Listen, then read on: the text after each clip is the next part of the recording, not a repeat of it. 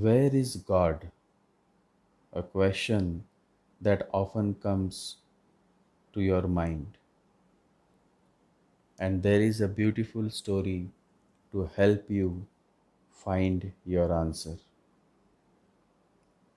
Every time young John visited the church, a question would come to his mind: where is God?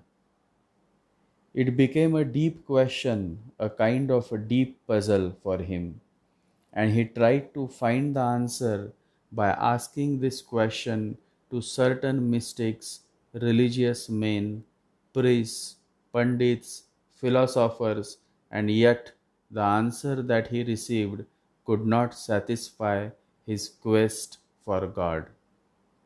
It became just like a Zen koan, and every day and every night this same question would come to his mind again and again: where is God? And so one fine day, young John decided to set out on a journey to seek God, to experience God. So he packed his bag with some apples, some sandwiches. Who knows how far I may have to travel to find God, he thought. So he gathered all that he could: fruits, snacks, water bottles, juice bottle, and then he left his home to find God. After walking few miles, John came across a garden. It was a hot summer day, and so he decided to rest for a while and have some refreshments in the garden. He sat under the shade of a tree, observing the chirping birds, the beautiful blue sky, the playful children, and then somewhere on a bench he saw a poor old woman.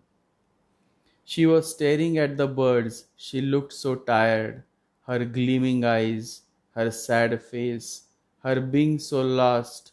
She looked depressed and sad as she watched the chirping birds. John was hungry, so he opened his bag and took out the sandwiches, the apples, and bottle of juice. And as he was about to start with his lunch, he felt that this old woman must be hungry too. He could make out from her appearance she looked tired and hungry. So young John went to this old woman, sat next to her, and gave a bottle of juice to her. The old woman became so happy to see someone being so nice, so kind, that she readily accepted the juice and smiled. That smile touched John's heart, and he offered his sandwich to her, and she smiled again, and John was delighted. Her smile gave him a rare joy, a rare happiness. He simply sat next to that old woman and shared his food with her. They enjoyed the meal, smiled, and laughed, but they never said a single word to each other. As it grew dark, John realized how tired he was, and he got up to leave. But before he had gone more than a few steps, he turned around, ran back to the old woman, and gave her a hug. And the old woman gave him her biggest smile ever. On his way, John could not control his feelings. His joy knew no limits. It was so overwhelming, so blissful, that he started crying. Those were the tears of joy, the tears of happiness.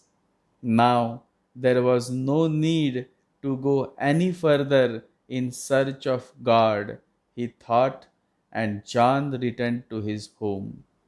When he returned, his mother could feel a certain joy, certain bliss on his face.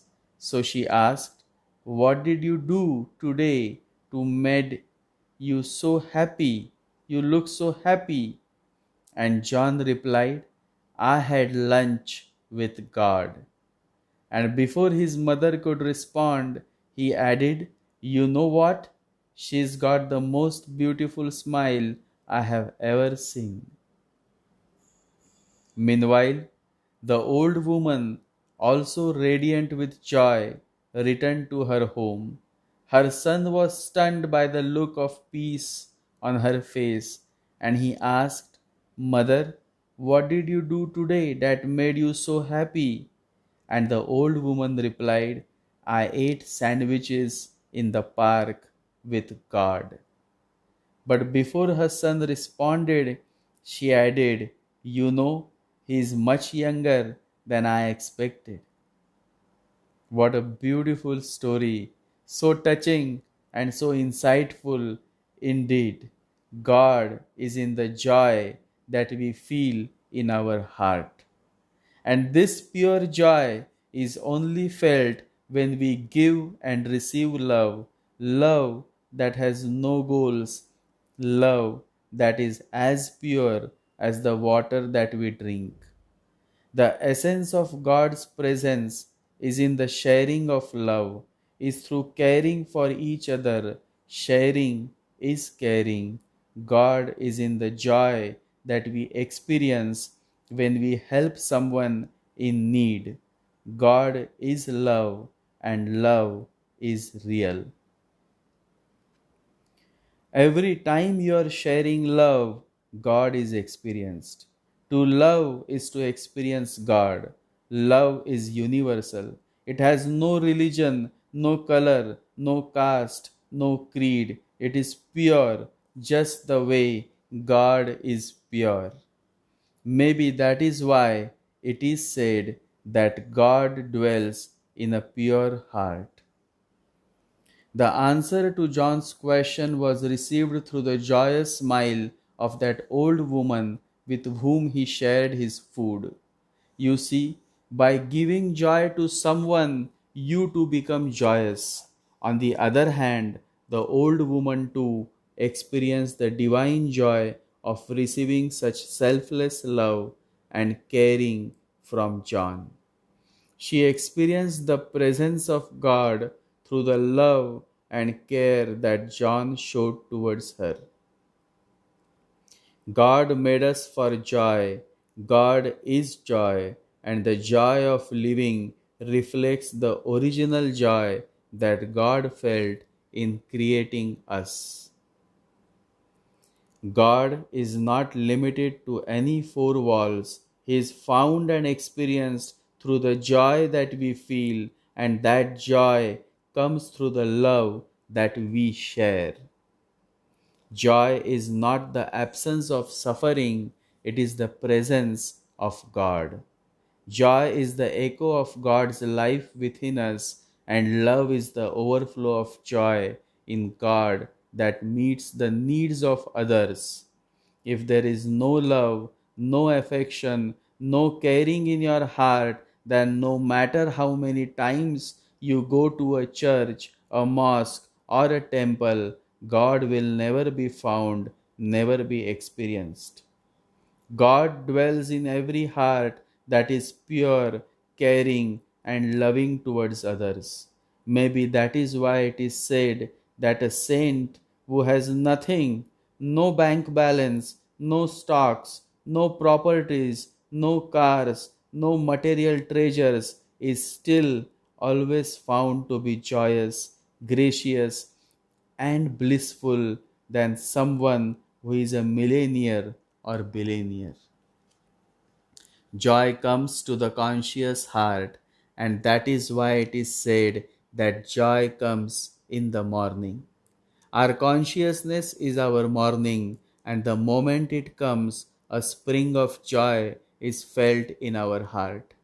Young John had a heart of gold, and the old woman had a heart of gratitude. When the heart is graceful and grateful, joy arrives, God arrives, love blossoms, and life becomes a garden of bliss. Such a life is truly a blessed life, and true joy is always found in living a blessed life. Live a blessed life. Stay blessed.